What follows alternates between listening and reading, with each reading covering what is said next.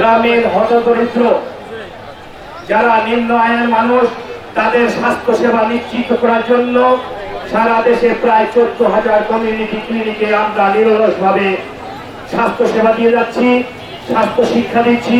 বিশেষ করে প্রাথমিক স্বাস্থ্য সেবার পাশাপাশি মা ও শিশুদের ক্ষেত্রে অগ্রণী ভূমিকা রেখে শিশু স্বাস্থ্য এবং মাতৃ স্বাস্থ্য নিশ্চিত করে তাদের মৃত্যু রোধে আমরা কিন্তু অনেকাংশে বাংলাদেশের স্বাস্থ্য সেবাকে উন্নতির দিকে নিয়ে যাচ্ছি। আমরা হাতের নাগালে তাদের স্বাস্থ্য সেবা দিচ্ছি। বিশেষ করে দেশের সকল সব কিন্তু নিরলসভাবে সার্বিক সহযোগিতা করে যাচ্ছি।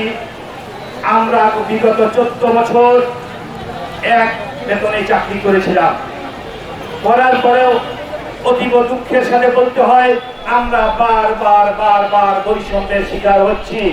আমাদেরকে উচ্চতর না করে আমাদের অবনমিত করা হয়েছে, অতীব দুঃখের বিষয়। আমরা আপনাদের মাধ্যমে জানিয়ে দিতে চাই অনতিবিলম্বে 2023 সালে নিয়োজিত কর্মীদের বেতন ভাতা চালু করতে হবে। সকল কর্মচারীদের আমরা যারা কমিউনিটি ক্লিনিকে কর্মরত আছি তাদের বকেয়া বেতন পাস করতে হবে।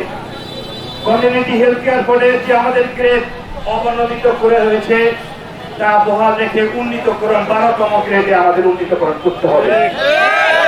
সকল কর্মচারীদের অতি শীঘ্রই পে ফিক্সেশন করে প্রথম থেকে চাকরি যোগদানের শুরু থেকে আমাদের গণনাকাল করে আমাদের ইনক্রিমেন্ট দিতে হবে।